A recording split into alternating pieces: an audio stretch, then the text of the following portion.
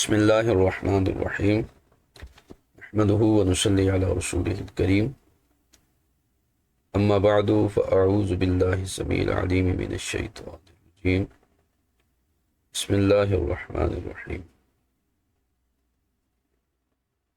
الصلاة والسلام علیک یا رسول اللہ وعلی آلک واصحابک یا حبیب اللہ۔ آج کی ہماری یہ خصوصی کلاس خصوصی سیشن جو ہے وہ آج کی اس ہیڈنگ المفتی بصیر بالواقعات اس سے متعلق گفتگو ہے کہ مفتی جو ہوتا ہے وہ بصارت رکھتا ہے، بصیرت رکھتا ہے پیش آنے والے واقعات و حادثات کی، یعنی مفتی کو ایسا ہونا چاہیے کہ جو آنے والے واقعات و حادثات کے بارے میں بصیرت رکھتا ہو اور اس کے مطابق جو ہے وہ فتویٰ دے۔ اگر وہ حالات و واقعات کا خیال نہیں رکھے گا، محض رٹی رٹائی عبارات کے ساتھ فتویٰ دے دے گا تو یہ جو ہے وہ نقصان کا سبب بنے گا۔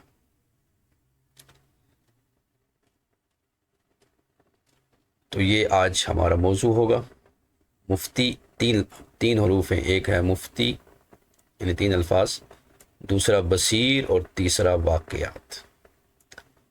تو ان تینوں پر ہم گفتگو کریں گے۔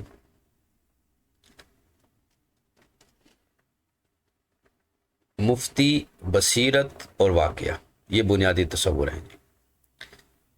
ان کا لغوی اصطلاحی مفہوم موضوع گفتگو ہوگا۔ پھر مفتی کون، اس کی یہاں پر اختصار کے ساتھ تعارف مفتی کا کرایا گیا کہ مفتی وہ عالم ہے جو پوشیدہ شرعی حکم کو واضح کرے، یعنی عام لوگوں کی جس تک رسائی نہیں ہے اسے واضح کرے اور نصوص شرعیہ کو مسائل پر منطبق کرنے والا ہوتا ہے، یعنی جو حکم شرع ہے اس کو مسائل اور جو مسئلہ پیش آیا ہے اس پر منطبق، اس سے کوئی صورت مسئلہ پوچھی گئی تو اس صورت مسئلہ کے مطابق نصوص شرعیہ سے، یعنی نصوص شرعیہ 4 ہیں: کتاب، سنت، اجماع اور قیاس، تو ان سے وہ مسئلہ بیان کریں۔ تو اب مفتی کے بارے میں کہتا ہے مفتی کون ہوتا ہے جی؟ تو اصل میں مفتی مظہر ہوتا ہے، یعنی حکم شرع کو ظاہر کرنے والا مظہر مفتی ہوتا ہے۔ وہ حلال و حرام کو بنانے والا نہیں ہے، بلکہ وہ حلال و حرام کو یا حکم شرع کو واضح کر رہا ہے، وہ تو وہ مظہر ہے۔ پھر اس کا بصیرت والا ہونا یعنی بصیر ہونا ضروری ہے۔ تو بصیرت ایک وہ قلبی نور اور فہم کامل ہے جس کے ذریعے انسان حقائق کی تہوں تک پہنچ کر درست فیصلہ کرتا ہے۔ تو یہ بصیرت ہے کہ صرف رٹا لگا لینا، سوال جواب کر لینا، حتیٰ کہ علامہ شامی نے یہاں تک فرمایا کہ اگر کوئی ہماری کتابوں کا حافظ بن جائے تب بھی وہ مفتی نہیں بن سکتا جب تک وہ بصیرت کے نور سے خالی ہے۔ تو بصیرت اس قدر اہم ہے، یعنی بغیر استاد کے کوئی کتابیں رٹ لے، حافظ بھی بن جائے تو اسے وہ بصیرت نہیں ملے گی۔ تو بصیرت جو ہے وہ بھی مفتی کے لیے لازمی ہے۔ اور تیسرا ہے جی واقع کی حقیقت، پیش آمدہ جو واقعہ ہے، معروضی حالات جو ہیں، زمانہ، جگہ، عرف، یہ ہماری آج کی گفتگو ہوگی کہ مفتی کے لیے معروضی حالات یعنی زمانہ کون سا چل رہا ہے، اس زمانے کے حالات کیا ہیں، میں کس جگہ پہ فتویٰ دے رہا ہوں، اور عرف اس جگہ کا کیا ہے، یہ ساری چیزیں جب جمع ہوں گی تب مفتی کا فتویٰ قابل عمل ہوگا۔ امام ابن صلاح نے اور امام نووی نے اس موضوع پر آداب فتویٰ یا اس موضوع پر انہوں نے مستقل کتابیں لکھی ہیں۔ جیسے یہ دو کتابیں میرے پاس موجود ہیں، ایک امام نووی کی ہے، اس کا نام ہے آداب الفتویٰ والمفتی والمستفتی، فتوے کے آداب، مفتی کے اور سوال پوچھنے والا جو مستفتی ہے۔ اور ان سے پہلے امام ابن صلاح نے اس پر کتاب لکھی اور اس کا نام ہے ادب المفتی والمستفتی، یعنی مفتی کے لیے کیا آداب ہیں، کیا شرائط ہیں، کیا اوصاف ہیں، اور جو سوال پوچھ رہا ہے اس کے لیے کیا اوصاف اور جو ہے وہ۔ تو یہاں پر شرط افتاء جو ہے، جو آپ نے بیان کیا ہے امام ابن صلاح نے، تو اس میں حالات سے واقفیت کو بھی ذکر کیا۔ ادب المفتی میں فرماتے ہیں کہ مفتی کے لیے صرف نصوص کا علم کافی نہیں، بلکہ اسے اپنے زمانے کے لوگوں کے عرف، عادات اور طرز زندگی سے واقف ہونا بھی ضروری ہے۔ تو بغیر واقعہ فہمی کے فتویٰ دینا شرعی لحاظ سے خطرناک عمل ہے۔ اسی طرح امام نووی ہیں، فرماتے ہیں مفتی کو چاہیے کہ وسائل کی مراد اس کے عرف اور معاشرے کے حالات کو خوب اچھی طرح سمجھے، کیونکہ الفاظ کے معنی عرف کے بدلنے سے بدل جاتے ہیں۔ اس کی کئی مثالیں جو ہے وہ علامہ شامی نے فتاوی شامی میں ذکر کی ہیں۔ آپ نے حتیٰ کہ ایک جملہ فرمایا من لم یعرف اہل زمانہ، جو اپنے زمانے کو نہیں جانتا فہو جاہل، وہ جاہل ہے۔ یعنی محض عبارات کو رٹ لینا، نصوص کو پڑھ لینا، یاد کر لینا، اس سے مفتی نہیں بنتا جب تک اپنے زمانے کو نہ جانے۔ تو جو اپنے زمانے سے واقف نہیں ہے، اپنے زمانے کی ضروریات سے واقف نہیں ہے، تو فہو جاہل، وہ جاہل ہے۔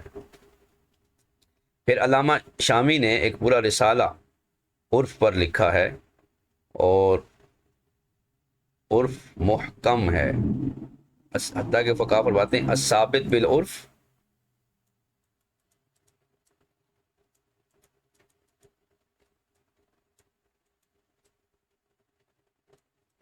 کالثابت بالنص، یعنی عرف سے جو مسئلہ ثابت ہو وہ ایسے ہے جیسے نص سے ثابت ہے، یعنی نص سے قرآن سے، نص سے حدیث سے، نص سے اجماع سے، ٹھیک ہے۔ اس قدر معتبر ہے عرف۔ عرف کے خلاف آپ ظاہر و روایہ کو بھی چھوڑ سکتے ہو۔ ظاہر و روایہ آپ جیسے پڑھ چکے ہو رسم المفتی میں کہ ظاہر و روایہ پر فتویٰ ہے، جب تک جو ہے وہ تصریح نہ ہو جائے اہل ترجیح کی، تو اس وقت تک ظاہر و روایہ سے عدول نہیں ہوگا، وغیرہ وغیرہ، یہ ساری گفتگو۔ لیکن ظاہر و روایہ بھی اگر مخالف ہے عرف کے، تو عرف پر فتویٰ ہوگا۔ یعنی اس قدر عرف شناسی جو ہے وہ ضروری اس کو قرار دیا گیا۔ علامہ شامی فرماتے ہیں بہت سے احکام فقہیہ کی بنیاد زمانے کے عرف پر ہے، جسے ہم اسباب ستہ بھی کہتے ہیں۔ اسباب ستہ کی وجہ سے فتوے چینج ہو جاتے ہیں۔ تو فرماتے ہیں اگر عرف بدل جائے تو حکم بھی بدل جاتا ہے۔ مفتی کے لیے تبدل زمانہ اور تبدل عرف کا ادراک رکھنا فتوے کے صائب ہونے کے لیے لازمی ہے۔ تو اس لیے وہ جب تک عرف و عادات کو نہیں جانے گا، محض عبارات کو ذکر کرنے سے اور نصوص کو ذکر کرنے سے وہ مسئلے کی تہ تک نہیں پہنچ سکتا، اور درست فتویٰ اس کا جو ہے وہ نہیں ہو سکتا۔ تو زمانے کا مثلا اس کی ایک مثال ہے، علامہ شامی نے کتاب الطلاق میں لفظ ذکر کیا علیہ حرام، کہ کوئی شخص کہتا ہے اپنی بیوی سے علیہ حرام، کہ تو مجھ پر حرام ہے۔ تو اب سوال یہ ہے کہ اس سے کون سی طلاق ہوگی، آیا طلاق ہوگی کہ نہیں ہوگی؟ پہلا سوال یہ ہے، چونکہ طلاق کے لیے یہ لفظ جو ہے وہ صریح نہیں ہے، ٹھیک ہے، یہ غیر صریح لفظ ہے۔ تو علیہ حرام جو ہے یہ صریح نہیں ہے، لہذا اب کنایا ہے، تو کنایا جب ہو تو پھر اس میں نیت کرنی پڑتی ہے، نیت ہوگی تو طلاق ہوگی، نیت نہیں ہوگی تو طلاق نہیں ہوگی۔ لیکن آپ فرماتے ہیں کہ ہمارے عرف میں علیہ حرام جو ہے یہ طلاق کے ساتھ خاص ہو چکا ہے. یعنی کوئی شخص اگر بیوی کو کہتا ہے علیہ حرام تو اس کی مراد طلاق ہی ہوتی ہے. لہذا یہ غیر صریح ہے، یعنی کنایا ہے، لفظ کنایا ہے، لیکن طلاق اس سے صریح واقع ہوگی. یعنی کنایا سے بھی دو طرح کی طلاق ہوتی ہے. ایک کنایا غیر صریح ہوتا ہے جس میں نیت کی ضرورت ہوتی ہے. ایک کنایا صریح ہوتا ہے، وہ کنایا لفظ جو طلاق کے لیے تو وضع نہیں ہے، لیکن عرف کی وجہ سے وہ طلاق کے لیے جو ہے وہ اس کو قرار دے دیا گیا. اب اس سے بلا نیت طلاق ہوگی. تو اب اگر کوئی بلا نیت بھی کہہ دیتا ہے علیہ حرام تو طلاق واقع ہو جائے گی. تو یہ عرف کی وجہ سے ہے، یہ عادات کی وجہ سے ہے. تو لہذا فرماتے ہیں جہاں یہ عرف ہے علیہ حرام سے طلاق کا، تو وہاں یہ طلاق ہوگی، اور ایک ہوگی اور بائن ہوگی. ایک بائن، کیونکہ لفظ صریح نہیں ہے اس لیے بائن ہوگی، اور بلا نیت ہوگی، نیت کی ضرورت نہیں ہے. اب اسے نیت نہیں پوچھیں گے چونکہ یہ لفظ ہمارے عرف میں علیہ حرام طلاق ہی کے لیے استعمال ہو. اسی طرح اعلیٰ حضرت امام اہل سنت کا منہج دیکھیں تو آپ بھی جو ہے وہ واقعے کی باریکی تک جاتے ہیں. فتاوی رضویہ شریف اس بات کی گواہی دیتا ہے کہ وہ مسئلہ پوچھنے والے کے حالات، نیت اور ماحول کی گہرائی تک پہنچ کر فتویٰ دیتی ہے.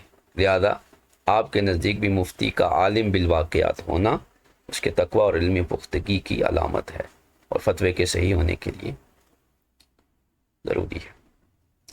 اب اس پر اعلیٰ حضرت نے ایک رسالہ لکھا ہے جسے کفل الفقی کہتے ہیں. کفل الفقی الفاہم، یہ اصل میں کرنسی نوٹ پر ہے.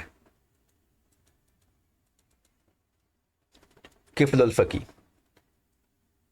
اچھا، اس میں جو ہے وہ اعلیٰ حضرت امام اہل سنت سے 12 سوال ہوئے، اور آپ نے ان سوالات کے جوابات دیے. آگے ہم اس کو ڈسکس کرتے ہیں، ٹھیک ہے. تو وہاں سے آپ دیکھیے گا کہ کس طرح آپ امام اہل سنت نے واقعات کو لیا، عرف کو لیا، اور اس کے ذریعے ایک مارکۃ الآراء مسئلہ جو ہے اس کو آپ نے حل کر دیا. حتیٰ کہ عرب علماء سے یہ بھی یہ مسئلہ حل نہیں ہوا کہ نوٹ کی شرعی حیثیت کیا ہے، تو آپ علیہ الرحمہ نے اس کو حل فرما دیا. تو اب مفتی سے ایک مسئلہ پوچھا گیا خرید و فروخت کا. اب قدیم جو تناظر ہے کہ وہ ہے اتحاد مجلس ایجاب و قبول میں. اب جدید مسئلہ یہ آ گیا کہ آن لائن ڈیجیٹل ٹرانزیکشن ہے، تو کیا اس کے ذریعے اس کی کیا صورت بنے گی؟ چونکہ وہ آن لائن ہیں تو کیا خرید و فروخت ہو سکتی ہے؟ نہیں ہو سکتی. اسی طرح کرنسی کا مسئلہ، درم و دینار پہلے کرنسی تھی، پھر یہ کرپٹو اثاثے اور یہ فیاٹ منی اور یہ ساری چیزیں آ گئی، تو اب ان کا کیا حکم ہوگا؟ پھر اسی طرح مواصلات ہیں، مواصلات میں پہلے خط و کتابت تھا، اب ویڈیو کالز ہیں، ای میلز ہیں. تو یہ جو ہے وہ تو ان چیزوں کو، ان کا ثبوت جو ہے وہ دلائل شرعیہ سے مسائل جدیدہ کو حل کرنا یہ ایک مفتی کے لیے ذمہ داری. اسی طرح طبی مسائل ہیں، تو پہلے وہ جڑی بوٹیاں حجامے وغیرہ کے ساتھ علاج ہوتا تھا یا داغا جاتا تھا، اب جو ہے وہ دیگر جو ہے وہ آ گئے. اسی طرح مصنوعی اعضاء لگائے جاتے ہیں، یا اعضاء کی پیوند کاری ہوتی ہے، یا جینیاتی ٹیسٹنگ ہے. یہ ساری جو مسائل ہیں یہ بھی آج کے ہمارے دور کے پیش آمدہ مسائل ہیں. تو اس لیے ٹیکنالوجی کا فہم، ڈیجیٹل کرنسی، بینکنگ، انٹرنیٹ کے کاروبار کی حقیقت، اسی لیے یہ اس کے لیے ایک الگ تخصص جو ہے وہ دعوت اسلامی کے ہاں موجود ہے، جسے جو ہے وہ اکنامکس کے نام سے یا اس طرح کے جو ہے وہ ایک الگ سے تخصص اس موضوع پر کرایا گیا ہے، تاکہ بینکنگ، کرنسی اور اس طرح کے جو مسائل ہیں جدید، اس بارے میں ایک مکمل جو ہے وہ رہنمائی ملے. اسی طرح معاشرے میں پھیلے نئے عرف اور یہ بگڑتی صورتحال، اس کا بھی ادراک ہونا چاہیے. اور پھر فتویٰ جو ہے، ہاں جی، آگے جو تخصص فی الاقتصادیات، تو 3 طرح کے تخصص جو ہے دعوت اسلامی میں چل رہے ہیں. ایک تخصص فی فقہ الاسلامی ہے جو ہم کر رہے ہیں، ایک تخصص فی اقتصادیات ہے، اور ایک تیسرا ہے فقہ الحلال، یعنی حلال فوڈ اور حرام یہ ساری. تو یہ 3 طرح کے تخصص فی الفقہ جو ہے وہ جاری ہیں، فقہ الحلال والحرام. اب جدید بہت ساری چیزیں ہم کھا پی رہے ہوتے ہیں، اس میں کیا کیا چیز شامل کی جا رہی ہے، تو یہ ساری چیزیں تعلق رکھتی ہیں جو ہے وہ واقعات کے ساتھ، بصیرت کے ساتھ.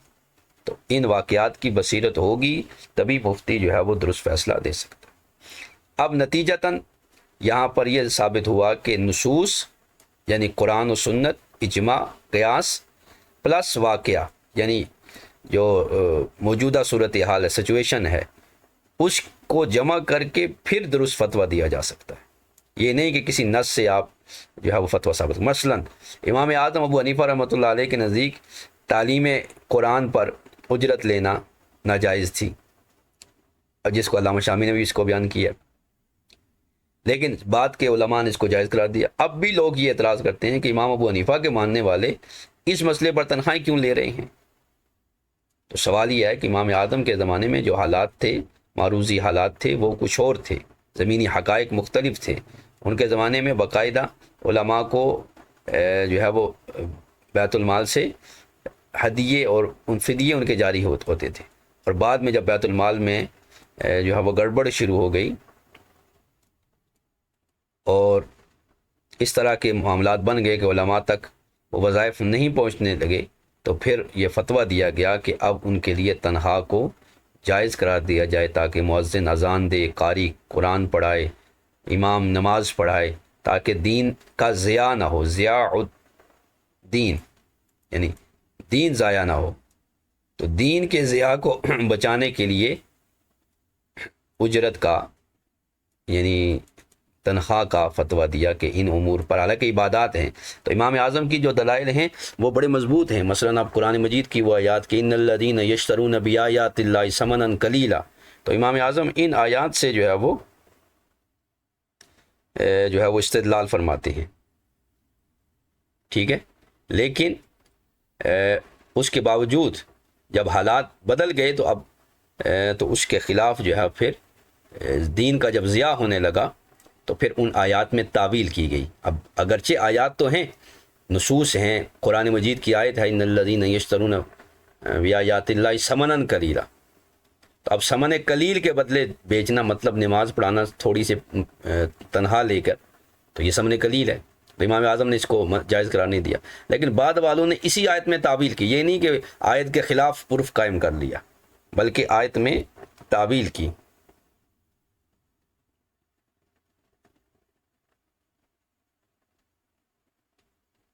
ٹھیک ہے، جب کچھ سوالات آ رہے ہیں میں پہلے تھوڑی گفتگو کر لوں، پھر میں سوالات جوابات کی طرف آتا ہوں. تو اس مسئلے کو تھوڑا ڈیپلی دیکھیے گا کہ جس آیت سے امام اعظم نے استدلال کیا کہ ان الذین یشترون بآیات اللہ ثمنا قلیلا، کہ وہ لوگ جو ثمن قلیل کے بدلے جو ہے وہ اللہ کی آیتوں کو بیچتے ہیں. تو اب یہاں بیچنے سے مراد تنہا لینا اور یہ ساری چیزیں امام اعظم نے مراد دیا، تو لہذا آپ نے اس کو ناجائز قرار دیا تنہا کو. لیکن بعد میں جب حالات اس قسم کے بن گئے کہ اگر ان کو تنہا نہ دی جائے تو یہ ضیاء الدین ہوگا، دین ضائع ہو جائے گا، دین پڑھانے والے نہیں ہوں گے، قاری نہیں ملیں گے، نماز پڑھانے والا کوئی نہیں ملے گا، فتویٰ دینے والا کوئی نہیں ملے گا، لہذا بامر مجبوری دین کو بچانے کے لیے تنہا کو جائز. اب پھر آیت کا کیا بنا کہ ان الذین یشترون بآیات اللہ ثمنا قلیلا، تو اس کا محمل یا اس کا جو ہے وہ مصداق قرار دیا ان لوگوں کو جو ناجائز فتوے دیتے ہیں یا امور حرام کو حلال کرتے ہیں تھوڑے سے پیسے لے کے، جیسے یہود کرتے تھے. تو یہ آیات یہود کے لیے ہیں کہ ناحق فتوے دیے جائیں، حلال کو حرام یا حرام کو حلال کیا جائے، نصوص کے خلاف جو ہے وہ عمل کیا جائے، شریعت کے خلاف جو ہے وہ کسی شریعت کے کسی حکم شرعی کو بدلا جائے. تو اس وقت وہ اس کی جو قیمت ہوگی وہ ناجائز ہوگی، لیکن شرعی حکم کو نافذ کرنے میں، اس کی کوشش میں جو کچھ دیا جائے گا وہ ناجائز نہیں ہوگا۔ تو اس لیے یہ ساری چیزیں جو ہے وہ تعلق رکھتی ہیں کہ مفتی کو صاحب بصیرت ہونا چاہیے، اور موجودہ جو حالات ہیں اس کے ساتھ اس کا ربط ہونا چاہیے۔ حتیٰ کہ امام محمد کا زمانہ جب آیا تو وہ زمانہ جو تھا ایسا تھا کہ وہ اس میں کچھ تبدیلی آ چکی تھی، تو امام محمد جو ہے وہ فتویٰ لینے کے لیے، یعنی فتوے کے متعلق حقیقی معلومات لینے کے لیے آپ مختلف لوگوں کے پاس جاتے، لوگوں کے عرف دیکھتے، ٹھیک ہے۔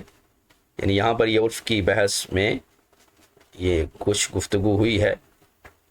ایک تو یہ کہ یہ جان لیا جائے کہ عرف کہتے کس کو ہیں، تو عرف کہتے ہیں مستقر فی النفوس من جہت العقول وتلقت الطباع السلیمہ بالقبول، کہ عرف وہ ہے جو عقلوں کے اعتبار سے دلوں میں قرار پکڑ لے، وہ چیز، وہ رسم، وہ عادت، اور عقل سلیم یعنی سلیم الفطر جو طبیعتیں ہیں وہ اسے قبول کر لیں، یعنی عرف عام۔ اور اس کی شرعی حیثیت یہاں سے ہے وعلی المولود لہ رزقہن وکسوتہن بالمعروف، کہ اور جس کا بچہ ہے، یعنی والد، بچے کا جو والد ہے وہ اپنی بیوی پر خرچ کرے گا، یعنی ان کے کھانے پینے کی ذمہ داری شوہر پر ہے، لیکن کس مقدار سے؟ بالمعروف، جو رائج ہے۔ عرف میں جو بیویوں کو، عورتوں کو جو حقوق دیے جاتے ہیں، جو ان پر خرچ کیا جاتا ہے، جتنی مالیت کے انہیں، ان کے کھانے پینے، ان کا لباس وغیرہ جو ہوتا ہے، اس عرف کے مطابق جو ہے وہ اس کو دیا جائے گا۔ تو یہ یہاں قرآن مجید نے بھی عرف کا اعتبار کیا ہے۔ تو یہاں امام محمد سے ایک روایت ہے کہ امام محمد جو ہے آپ عرف کو جاننے کے لیے مختلف لوگوں کے پاس جایا کرتے تھے اور ان سے شرعی مسائل جو ہے وہ یعنی اس زمانے کے عرف کے متعلق جو ہے وہ پوچھا کرتے تھے۔ تو اس لیے مفتی جو ہوتا ہے اس کو ایسا ہونا چاہیے کہ جو عرف کی بصیرت رکھے۔ تو جب تک مفتی کا آسمانی حکم، یعنی نص، زمینی حالات کے ساتھ وہ کنیکٹ نہیں ہوگی تو یہ پھر فتویٰ درست نہیں ہو سکتا۔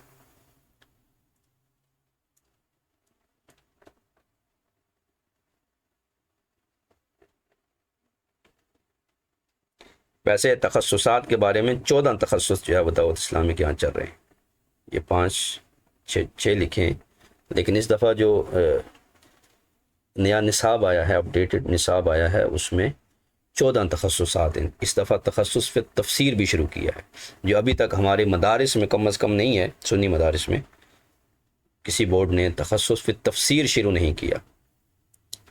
تو میں یہ سمجھتا ہوں کہ یہ 3 تخصص بہت اہم ہیں، ایک تخصص فی تفسیر، ایک تخصص فی الحدیث، اور ایک تخصص فی الفقہ۔ یہ ایک عالم کے لیے یہ 3 تخصص جو ہے وہ بہت ضروری ہیں، وقت نکال کر جو ہے وہ اپنی مصروفیت میں سے انہیں جو ہے وہ سیکھنا چاہیے، اس پر جو ہے وہ ورک کرنا چاہیے۔ تفسیر میں ہم دیکھتے ہیں کہ بہت ساری ایسی روایتیں ہمارے مبلغین، ہمارے واعظین بیان کر رہے ہوتے ہیں، نہ جانے کہاں کہاں سے اٹھا کے لے آتے ہیں، اور بس وہ کتاب کا حوالہ، جی خازن میں لکھا ہے، جی فلاں میں لکھا ہے، جی بیضاوی میں لکھا ہے، حالانکہ بیضاوی کتنی معروف کتاب ہے تفسیر کی، لیکن سید اعلیٰ حضرت سے پوچھا گیا، مفتی اعظم ہند نے پوچھا کہ خازن و بیضاوی کیسے ہیں، کیسی تفسیر ہے؟ خازن و بیضاوی، تفسیر بیضاوی اور تفسیر خازن۔ بیضاوی نصاب میں ہے، آپ کے نصاب میں بھی ہے، تو فرمایا دونوں تفسیریں، دونوں مفسر نہیں ہیں، ناقل ہیں،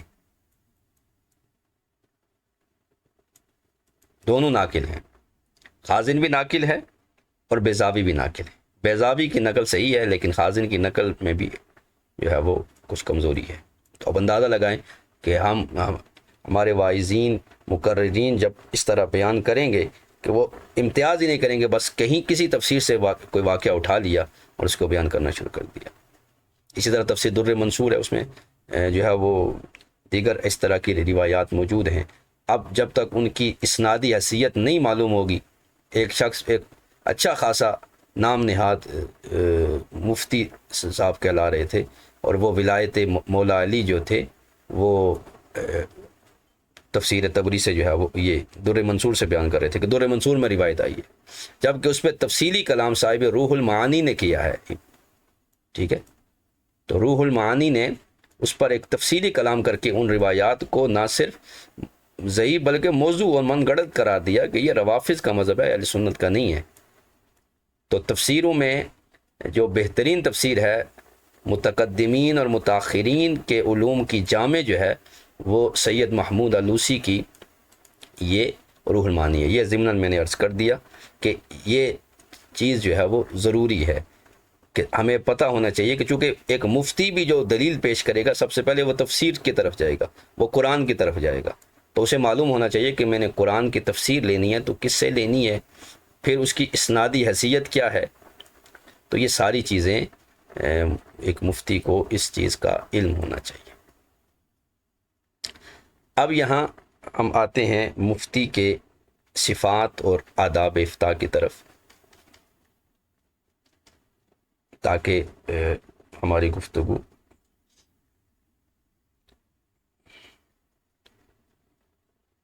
مزید مستحکم ہو سکے۔ تو مفتی جو ہوتا ہے، مفتی میں تمام علوم دینی کا ہونا ضروری ہے۔ یہ نہیں کہ بس 2 کتابیں پڑھ لیں اور فتویٰ دینے چلے گئے، ایسا نہیں ہے۔ قرآن، حدیث، فقہ اور تصوف، ان علوم کے بغیر وہ حدود شرعیہ پر قائم نہیں رہ سکتا۔ تو یہ علوم جو ہے قرآن و سنت اور فقہ، یہ مفتی کے لیے لازم ہے۔ محقق اور جامع مفتی موقع اور محل کی نزاکت کو بھی دیکھتا ہے، یعنی بصیر بالواقعات ہوتا ہے، اس لیے اسے مفسر ہونے کے ساتھ ساتھ فقیہ ہونا بھی ضروری ہے۔ یعنی فقیہ اور مفتی، یعنی فقاہت بھی ہو، اصول کا وہ جامع بھی ہو، دلائل کو تفصیلیہ، مسائل کو دلائل تفصیلیہ سے بھی جانتا ہو، اور پھر جو ہے وہ ان کو اپلائی کرنا بھی جانتا ہو۔ اب یہاں مفتی کون ہے؟ مفتی وہ عالم جو کتاب و سنت، آثار صحابہ، اصول فقہ اور قواعد فقہیہ کے ذخیرے پر گہری نظر رکھتا ہو، وہ مفتی ہے۔ اور اس کے ساتھ ساتھ پیش آمدہ پیچیدہ مسائل کو، جسے ہم کہتے ہیں بالواقعات، مفتی بصیر بالواقعات، کہ پیش آمدہ پیچیدہ مسائل کو ان علوم کی روشنی میں حل کرنے کی مکمل اہلیت رکھتا ہو۔ ٹھیک ہے، صرف عربی کا ماہر ہو جانا، عربی بول لینا، یہ افتاء کے لیے کافی نہیں ہے کہ مجھے عربی آتی ہے، میں نے سیکھ لی ہے جی تو میں اب کسی بھی کتاب سے اٹھا کے لکھ سکتا ہوں، ایسا نہیں ہو سکتا۔ جیسے علامہ شامی نے فرمایا کہ ہماری کتابوں کا کوئی حافظ بن جائے تو وہ مفتی نہیں بن سکتا جب تک کسی ماہر کی جو ہے وہ تدریب اختیار نہ کرے، اس کی شاگردی اختیار نہ کرے، اس سے سیکھے نہیں، اس وقت تک وہ ماہر نہیں بن سکتا۔ پھر علمی قابلیت، مفتی کے لیے مطالعے کی وسعت، روایت اور درایت سے حصہ پانا ضروری ہے۔ بغیر علم شریعت کے فتویٰ لکھنا جہالت ہے۔ سخت وعیدات آئی ہیں کہ وہ حدیث میں ہے کہ وہ خود بھی گمراہ ہوں گے، دوسروں کو بھی گمراہ کریں گے۔ ادارے کی کوئی قید نہیں ہے۔ سید اعلیٰ حضرت ایک چھوٹے سے شہر میں بیٹھ کر آپ نے پوری دنیا پر حکومت اب تک آپ کی قائم ہے علمی، لہذا موجودہ دور میں گھریلو تعلیم سے یہ اہلیت نہیں آتی۔ دارالافتاء یعنی کسی استاد سے سیکھنا ضروری ہے، خود سے جیسے سیلف سٹڈی کر کے کوئی مفتی بنے تو یہ نہیں ہو سکتا۔ تقوی، مفتی کے لیے اہلیت کے ساتھ ساتھ تقوی بھی شرط ہے۔ تقوی کے لیے جو چیزیں ہیں، اللہ تعالیٰ کے احکامات ہیں اور منہیات ہیں، تو احکامات پر عامر ہو اور منہیات سے اجتناب کرنے والا، بلکہ خلاف مروت باتوں سے، یہاں پر علامہ جو ہے وہ نووی نے مفتی کے آداب اور شرائط اور صفات کو بیان کرتے ہوئے یہاں تک فرمایا کہ وہ خلاف مروت باتوں کو بھی چھوڑنے والا ہو، اسباب فسق سے اجتناب کرنے والا ہو، مکلف ہو، مسلمان ہو، سکہ ہو، مامون ہو۔ یعنی سکہ مفتی ہوتا ہے، غیر فاسق مفتی نہیں ہوتا۔ کیونکہ وہ حکم شرع کو بیان کر رہا ہوتا ہے۔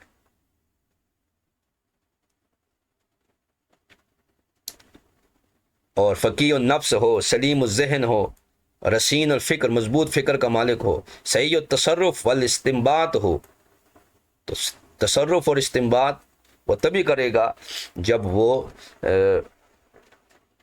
بصیر بالواقعات ہوگا۔ تو واقعات سے اگر وہ واقف نہیں ہے تو وہ غلطی جو ہے وہ کرنے کا اس میں امکان پایا جائے گا۔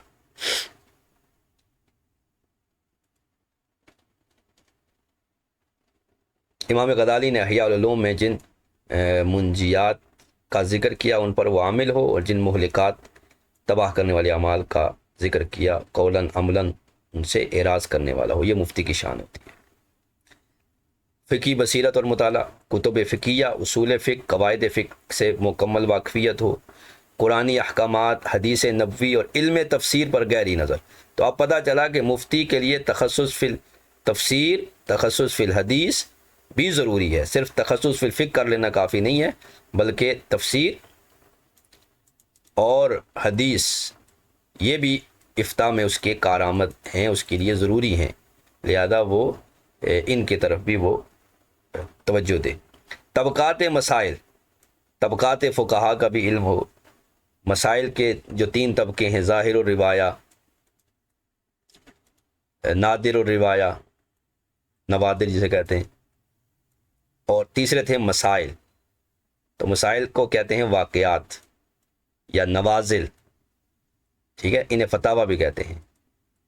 تو فتاوی اصل میں پیش آمدہ واقعہ ہوتا ہے کہ اس سے پہلے یہ صورت نہیں تھی، تو اب اس کا کیا حل ہے، جسے ہم واقعات کے ساتھ جو ہے وہ تعبیر کر رہے ہیں۔ تو مفتی ظاہر و روایہ کو بھی جاننے والا ہو، نوادر اور مسائل نوازل اور فتاوی کے بارے میں بھی وہ گہرا علم رکھتا ہو۔ تو موجودہ زمانے میں کیا صورتحال ہے، اجتہادی مسائل جو چل رہے ہیں ان کے بارے میں اس کو سوجھ بوجھ ہونی چاہیے۔ اب یہاں پر اصولیوں کے نزدیک مفتی جو ہوتا ہے وہ مجتہد ہوتا ہے۔ یہ ضروری ہے کہ اصل جو مفتی ہے وہ مجتہد ہے، جو ڈائریکٹ قرآن و سنت اور نصوص شرع سے مسئلے کا استنباط کرے۔ اور جو شخص خود مجتہد نہیں، وہ دراصل ناقل ہے، وہ کسی کے قول کو نقل کر رہا ہے۔ تو صاحب فتح القدیر کے مطابق عام علماء کا فتویٰ اصل میں کسی مجتہد کے قول کی حکایت ہوتا ہے۔ اب فتویٰ دینے میں بھی ترتیب ہے۔ سب سے پہلے امام اعظم علی الاطلاق، انہی کا قول دوم پہ حضرت امام ابو یوسف، اگر امام اعظم سے روایت نہ ملے تو ان سے، یا پھر ان کے بارے میں اصحاب ترجیح ان کی روایت کو ترجیح دے دیں، جیسے قضاء کے بارے میں ہے کہ قضاء میں فتوے قاضی ابو یوسف کے قول پر ہیں، تو یہ بھی معلوم ہونا چاہیے۔ اور امام محمد، ٹھیک ہے، یہ جو ہے وہ ذوی الارحام کے بارے میں جو ایک خاص چیپٹر ہے، ان کے بارے میں فتوے ان کے قول پر ہیں، اور مخصوص 17 سے 20 مسائل ہیں جس میں امام ظفر کے قول پر فتویٰ ہے۔ تو یہ بھی جو ہے وہ اسے معلوم ہونا چاہیے، مفتی کے لیے اس چیز کو جاننا بھی ضروری ہے۔ تفسیری روایات کی چھان بین کیسے کریں؟ تو بھائی میں نے عرض کی ہے کہ اس کے لیے تخصص، یعنی ہم نے رکنا نہیں ہے کہ ہم نے بس ایک تخصص کر لیا تو بس ہم مفتی اعظم بن گئے اور ہم علم کے مینار بن گئے۔ ہم طالب علم ہی ہیں اور ہمیں علم کو طلب کرتے رہنا چاہیے، ٹھیک ہے۔ تو تفسیر، اب یہ ہماری خوش نصیبی ہے کہ ہمیں ایک ایسے ادارے کے ساتھ، ایک ایسی تنظیم کے ساتھ ہمیں وابستگی نصیب ہوئی کہ اب دیکھیں 14 تخصص دعوت اسلامی نے شروع کر دی۔ اب کسی بھی سنی تنظیم میں کسی کی جو ہے نا وہ مخالفت نہیں کرتا، لیکن یہ دیکھتا ہوں کہ کس قدر عظیم کام جو ہے وہ دعوت اسلامی نے علم دین اور خصوصاً درس نظامی اور عالم کورس کے حوالے سے کس قدر اس میں کام کیا ہے۔ یعنی تخصص فی تفسیر کا ہمارے یہاں کوئی کنسپٹ ہی نہیں ہے، حدیث تک کا بھی نہیں ہے، صرف تخصص فی الفقہ چل رہے ہیں، اور وہ بھی صرف سمپل تخصص فی الفقہ چل رہا ہے، اس میں نہ ہی اقتصادیات ہے، نہ فقہ الحلال اور حرام ہے، بس سمپل نکاح طلاق والے مسائل چل رہے ہیں۔ تو یہ واقعتاً کمزوری ہمارے اہل سنت کے یہاں پائی جاتی ہے۔ دیگر لوگ تگڑے ہیں، وہ کچھ نہ کچھ کر رہے ہیں، لیکن خیر دعوت اسلامی کو اللہ نے یہ وسعت دی ہے کہ 14 تخصص شروع ہو رہے ہیں۔ تو میں نے شروع میں عرض کی کہ تخصص فی تفسیر، تخصص فی الحدیث اور تخصص فی الفقہ، ایک عام عالم کے لیے یہ تینوں تخصص بہت ضروری ہیں۔ اکٹھے نہیں ہو سکتے، لیکن ایک کر کے دوسرا، دوسرا کر کے تیسرا، تیسرا کر کے اس طرح وہ نمبر وائز جو ہے وہ اس طرح کرتا رہے تو اس کے علم میں ایک پختگی آئے گی۔ پھر جو اساتذہ ہیں، ماہر ہیں، تو وہ نصاب بھی تخصص کا دیکھ سکتے ہیں۔ تخصص فی الحدیث میں، تفسیر میں کون کون سی تفسیر پڑھائی جا رہی ہیں، کس کو انہوں نے بنیاد قرار دیا ہے، علم العقائد پر کون سی تفسیریں ہیں، علم الاحکامات پہ کون سی تفسیر۔ ہم فقہ تو پڑھ رہے ہیں، لیکن ہمیں یہ نہیں پتہ کہ ہم نے اگر احکام کو ثابت کرنا ہے تو ہمیں کون سی تفسیر چاہیے۔ تو احکام القرآن کے نام سے تفاسیر موجود ہیں، احکام القرآن، ٹھیک ہے۔ تو احکام القرآن پہ تفسیر ہے جی جساس کی، یہ حنفی ہیں۔ پھر اس کے بعد ہے جی ابن العربی کی، یہ مالکی ہیں۔ پھر اسی طرح کے ایک دو اور ہیں۔ تو یہ ان میں جو تفسیر ہے وہ فقہی آیات کی ہے، ٹھیک ہے۔ تو اس طرح جو ہے وہ ہم کر سکتے ہیں۔ دیکھیں آن لائن آپ پڑھ رہے ہیں تو یہ اگلا سال جو ہوگا، دوسرا سال، اس میں باقاعدہ اساتذہ جو ہے بے شک آن لائن ہیں، لیکن وہ آپ کی تربیت کریں گے، وہ آپ کو فتاوی لکھنے کی دیں گے اور پھر اس کو چیک کریں گے، وہ اپنے فتاوی لکھنے ہوں گے، اپنے مطالعہ کرنا ہوگا، تو انشاءاللہ بہتری آئے گی۔ نہ ہونے سے بہت کچھ بہتری جو ہے وہ آئے گی انشاءاللہ۔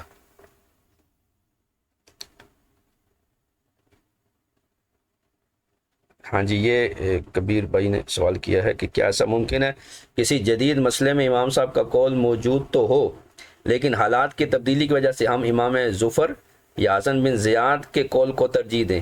اس کی کوئی مثال؟ جی بالکل مل سکتی ہے۔ امام ظفر کی تو ذہن میں نہیں ہے، امام حسن کی موجود ہے، حسن بن زیاد کی۔ غیر کف میں عورت کا نکاح کرنا، غیر کف جیسے بھاگ کر جو ہے نا کورٹ میرج کر لیتی ہیں، تو ظاہر و روایہ جو ہے نا امام اعظم سے اور امام محمد وغیرہ سے وہ یہ ہے کہ نکاح ہو گیا ہے، غیر کف میں نکاح، ٹھیک ہے، چونکہ وہ عاقلہ بالغہ ہے۔ اور الائم احق بنفسہ من غیرہا او کما قال، اس طرح کہ جو بے شوہری عورت ہے وہ اپنے نفس کا، اپنی ذات کا غیر سے زیادہ حق رکھتی ہے، احق بنفسہ من غیرہا۔ لہذا اس روایت کی بنیاد پر، اور دیگر نصوص بھی ہیں جس طرح فَإِن طَلَّقَهَا فَلَا تَحِلُّ لَهُ حَتَّى تَنْكِحَ، تنکحہ میں صیغہ مؤنث کا ہے، نسبت نکاح کی عورت کی طرف ہے کہ عورت اپنا نکاح کر سکتی ہے دوسرے آدمی سے، تو یہاں بھی عورت کو جو عاقلہ بالغہ ہے خود اپنا نکاح کرنے کی اجازت ہے حدیث پہ۔ تو یہ ظاہر و روایت کے مطابق چاہے کف میں کرے یا غیر کف میں کرے، لیکن روایت حسن جو ہے وہ یہ ہے کہ عرف اب بدل گیا ہے، اب جو ہے وہ غیر کف میں کیا جائے تو مسائل پیدا ہو جاتے ہیں، یا اس وقت جو مدعا ثابت کرنا تھا وہ آسان تھا، اب جو ہے وہ مشکل ہو گیا ہے، لہذا غیر کف میں اصلاً نکاح ہوتا ہی نہیں ہے، ٹھیک ہے، جب تک ولی اجازت نہیں دیں گے تو یہ نکاح باطل ہے۔ تو فتویٰ جو ہے وہ روایت حسن پر ہے، علامہ شامی نے اس کو بیان کیا ہے۔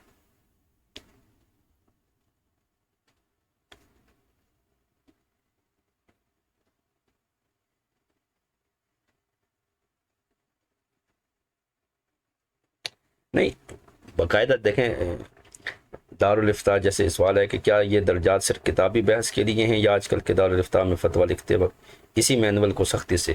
جی ایسے ہی دیکھیں آپ غیر کف میں اگر کوئی نکاح کرے تو ہم ظاہر و روایہ پہ فتویٰ نہیں دے سکتے، ہم روایت حسن پر دیں گے۔ اسی طرح شراب کے بارے میں، حرمت شراب کے بارے میں کہ شراب کتنی حرام ہے خمر کے علاوہ، ایک خمر ہے شراب، اور دوسری جو عام شرابیں جو بنائی جاتی ہیں، تو خمر یہ حرام قطعی ہے، اور باقی جو ہیں اس کے بارے میں امام اعظم کا موقف یہ ہے کہ حد نشہ تک جب وہ جائے گی تب وہ حرام ہوگا اس کا پینا۔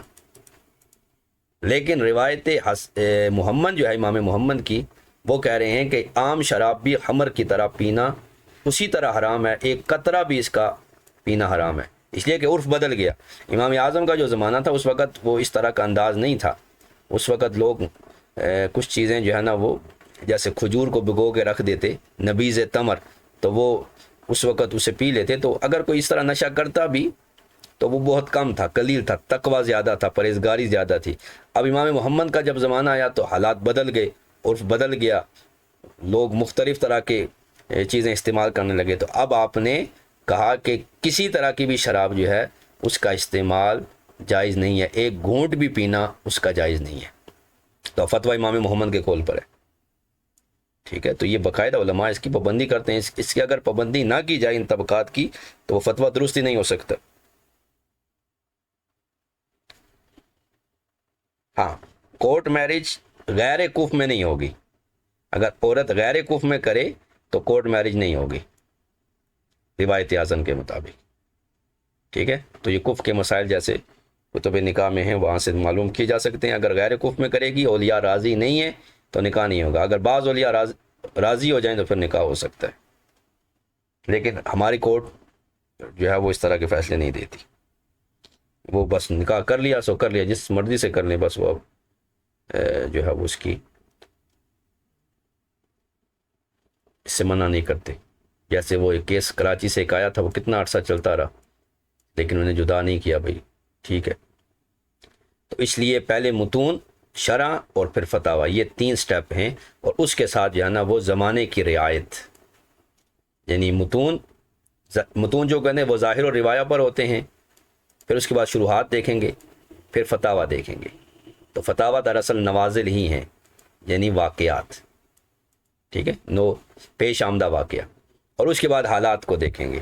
تو مفتی کو صرف کتابی الفاظ تک محدود نہیں رہنا چاہیے، بلکہ اہل زمانہ کی معرفت بھی اس کے لیے ضروری ہے،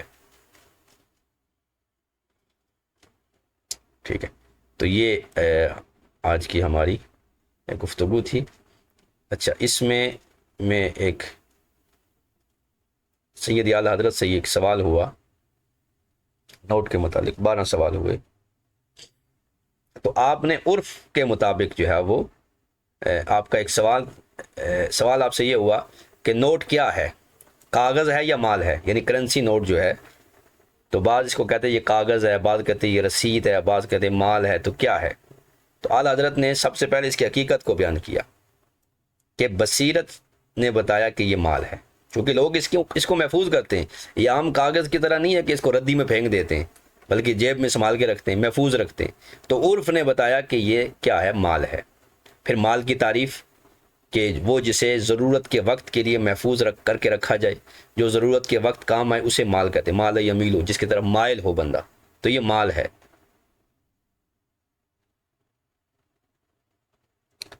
تو اسی طرح جو ہے وہ آگے بڑھیں تو پھر سوال یہ ہوا کہ لوگ اسے کیسے استعمال کرتے ہیں، کیا اسے بطور رسید استعمال کرتے ہیں، بطور چیک استعمال کرتے ہیں، یا کسی اور چیز کے حوالہ، یا اسے خرید و فروخت میں سمن کے طور پر استعمال، یعنی قیمت کے طور پر، کرنسی کے طور پر اسے استعمال کرتے ہیں۔ تو عرف نے بتایا کہ اس نوٹ کو لوگ سمن کے طور پر دیتے ہیں کہ مجھے 100 روپے کا آٹا چاہیے، چینی چاہیے، تو وہ 100 روپے کا نوٹ دے گا۔ تو یہ عرف بتا رہا ہے کہ یہ جو ہے وہ کرنسی نوٹ، اس کے بارے میں لوگوں کا عرف قائم ہو چکا ہے۔ اب اس کے خلاف اب اس کو ہم رسید نہیں کہہ سکتے، کیونکہ لوگ اس کو سمن اور قیمت قرار دے رہے ہیں، سامان کے بدلے جو وہ خرید رہے ہیں اس کی قیمت وہ نوٹ کے ذریعے کر رہے ہیں۔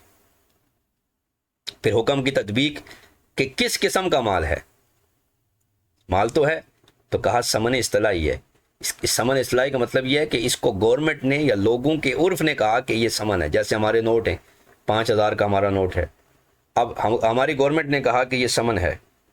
اگر یہ سمن نہیں ہوگا، یعنی جب گورنمنٹ اس کو ختم کرے گی تو وہ پھر کاغذ کا ایک ٹکڑا رہ جائے گا، اسے سمن اصطلاحی کہتے ہیں۔ اور سمن خلقی جو ہوتا ہے وہ سونا چاندی ہوتا ہے، وہ ہمیشہ اسی طرح رہتا ہے۔ اب یہاں دیکھیں کہ اگر بغیر بصیرت کے ہو تو نوٹ کی شرعی حیثیت کیا ہے، محض ایک کاغذ کا ٹکڑا ہے، اور اگر بصیرت کے ساتھ دیکھیں تو مال، یہ قیمتی مال ہے اور سمن ہے۔ تو اعلیٰ حضرت نے عرف اور حالات و واقعات کے ذریعے نوٹ کی شرعی حیثیت کو متعین کیا۔ پھر بغیر بصیرت کے جب محض کاغذ ہے تو زکوٰۃ بھی واجب نہیں، اور بصیرت کے ساتھ دیکھیں گے تو اس پر زکوٰۃ بھی واجب ہے، چونکہ یہ مال ہے اور مال پر زکوٰۃ واجب ہے، مال نامی ہے۔ پھر بصیرت کے بغیر بیع تجارت کہا نہیں، چونکہ یہ محض کاغذ ہے تو اس کے ساتھ تجارت نہیں ہو سکتی، چونکہ تجارت میں تبادلۃ المال یا مبادلۃ المال بالمال ضروری ہے، مال کا مال سے تبادلہ جو ہوگا وہ تجارت ہوگی، وہ ٹریڈ ہوگی۔ اب جو مال ہی نہیں ہے تو اس کے ساتھ تجارت نہیں ہو سکتی۔ جبکہ اعلیٰ حضرت فرماتے ہیں کہ چونکہ یہ مال ہے لہٰذا اس سے خرید و فروخت کرنسی نوٹ سے کرنا جائز اور درست ہے۔ تو نتیجہ یہ نکلا کہ اگر بصیرت نہیں ہوگی تو جمہود اور معاشی تعطل ہو جائے گا۔ ہم فتویٰ دیں گے جی کرنسی نوٹ ہی جائز نہیں ہے جی، جس طرح آج تک بھی وہ میرا خیال ہے وہ ایک صافی ہے اور یہ مقبول، وہ اب تک یہی کچھ کہہ رہا ہوتا ہے جی یہ کاغذ ہے تو فلاں ہے تو یہ ایسے ہے تو ویسے ہے، ٹھیک ہے۔ تو یہ وہ جمہود ہے کہ جو معاشرے کو بالکل معطل کر دے گا، جبکہ سید اعلیٰ حضرت کا فتویٰ پوری دنیا میں رائج ہے، جس کی وجہ سے آج کرنسی نوٹ جو ہے وہ مال اور سمن بنے ہوئے ہیں، اور ان کے ساتھ دنیا میں ڈالر ہے، پاؤنڈ ہے، پاکستانی روپیہ ہے، دیگر جتنی بھی کرنسیز ہیں وہ جو ہے وہ کاغذ کی ہیں، لیکن انہیں سمن اصطلاحی قرار دیا گیا ہے، سمن بھی ہیں اور مال بھی ہیں۔ تو یہ جو ہے وہ فقہی بصیرت جو ہے ایک مفتی کے لیے ضروری ہے۔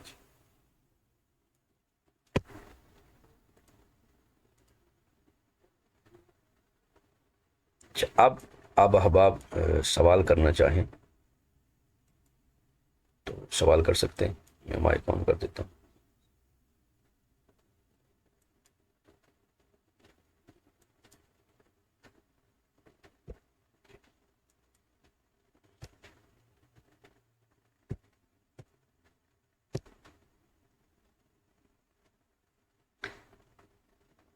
جی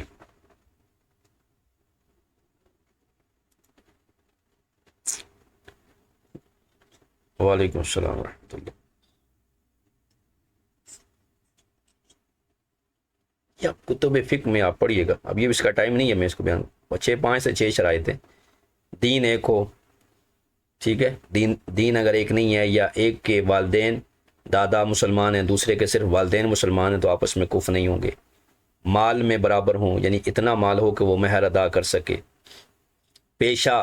پیشے میں ایک دوسرے یعنی شوہر جو ہے نا بیوی سے کم تر نہ ہو، ٹھیک ہے۔ تو اس طرح کی یہ چیزیں ہیں، یہ کفر ہے، اس کا اعتبار کیا گیا ہے، اس پر دلائل موجود ہیں۔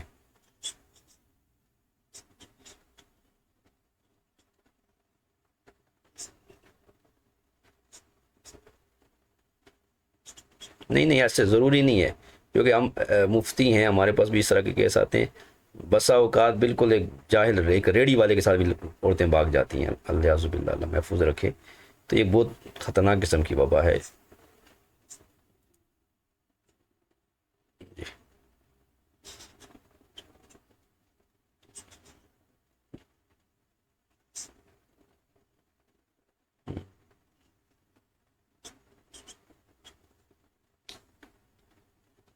نہیں یہ ایک پھر مفتی طے کرے گا نا، کس اعتبار سے نہیں ہے۔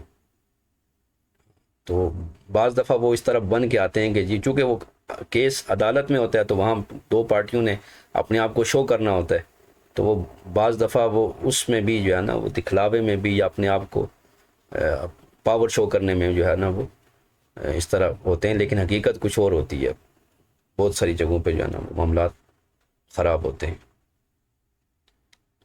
بہرحال گورنمنٹ جو ہے نا وہ اگر ہو جائے تو اس کو جی بولیے۔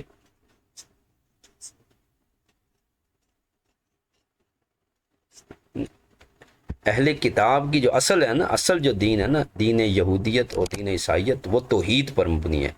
یہ ان کا عارضہ انہوں نے تحریف کی ہے، اس لیے صرف یہودی یا عیسائی عورت سے نکاح ہو سکتا ہے جو اللہ پر ایمان رکھتی ہو، ملحد ہو اس کے ساتھ نہیں ہو سکتا، لیکن مسلمان لڑکی کا تو سرے سے نہیں ہو سکتا کسی غیر مسلم سے۔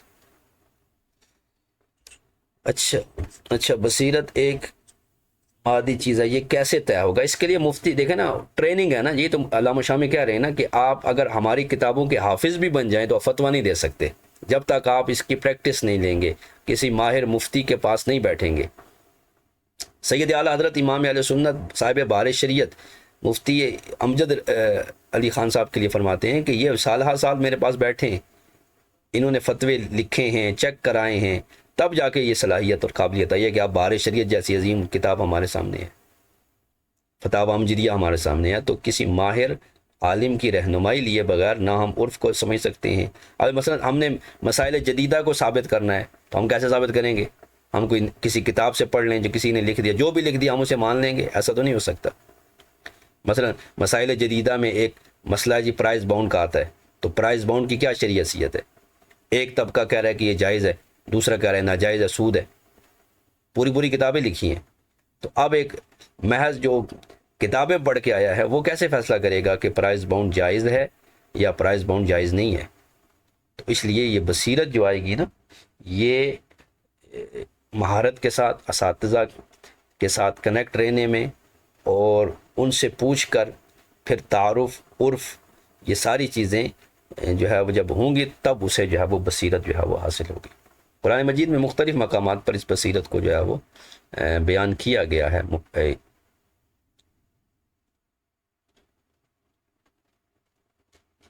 جی، اور کسی کا کوئی سوال؟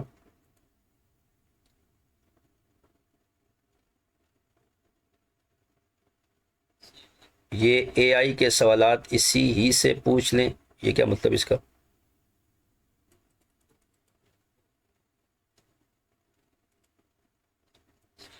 وعلیکم السلام ورحمۃ اللہ وبرکاتہ۔ جی ارشاد فرمائیں۔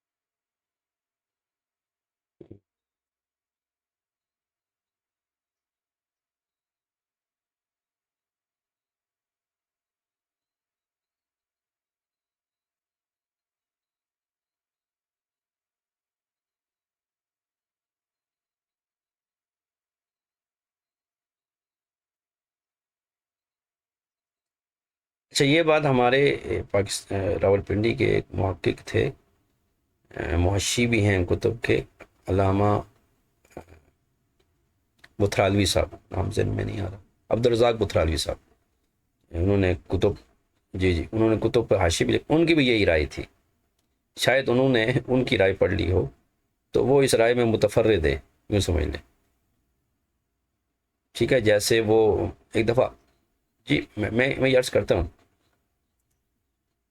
اصل میں دیکھیں نا، وہ جو تھے نا مفتی عبدالرزاق صاحب، وہ پائے کے مفتی تھے، وہ ایک ادارے میں جامعہ رضویہ میں وہ 20-25 سے بھی سال سے بھی زیادہ وہ تدریس بھی کرتے رہے، اور اس دارالعلوم کے وہ مفتی بھی تھے، تو وہ ایسا ممکن ہے کہ وہ اس درجے تک پہنچے ہوں، تو انہوں نے اپنے تئیں یہ بات کہی تھی، وہ انہوں نے ہمارے سامنے بھی یا ان کی عبارت شاید میرے سامنے آئی تھی، تو انہوں نے کہا تھا شاید میری یہ رائے ہے، ٹھیک ہے، کہ اس کو ایسا ہونا چاہیے، لیکن ان کی اس رائے کو لے کر جو ہے وہ عام آدمی، ایک عام مفتی جو ہے وہ اس کو تبدیل کرنا چاہیے، تو یہ ممکن نہیں ہے، چونکہ یہ ہماری حیثیت نہیں ہے، ہم صرف ناقل ہیں، یعنی مفتیان کرام جو ہیں وہ ناقل ہیں، الا یہ کہ کوئی خاص، کوئی ماہر جس نے مدتوں اس فن میں گزارا ہو، جیسے بزرگ اساتذہ ہیں، مفتیان کرام ہیں، جن کی عمریں اس 40-50 سال گزر گئیں،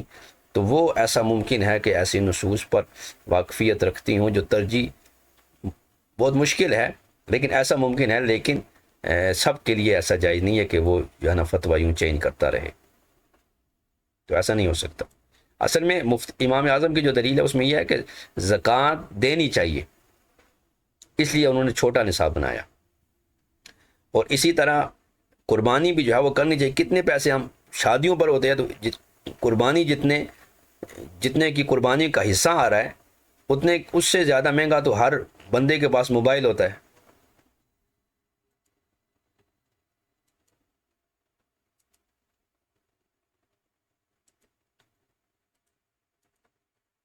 تو اس لیے جو ہے وہ اس بات کو پیش نظر رکھا جائے کہ قربانی جو ہے وہ ایک حصے کا نام قربانی ہے، یعنی 7 حصے ایک جانور میں، تو اس کا ایک حصہ 40,000 کا، 35,000 کا، اتنا عام آدمی جو ہے وہ کم از کم اتنا پیسہ اس کے پاس ہو سکتا ہے کہ وہ جمع کر لے اور اس کے ساتھ وہ قربانی ادا کرے۔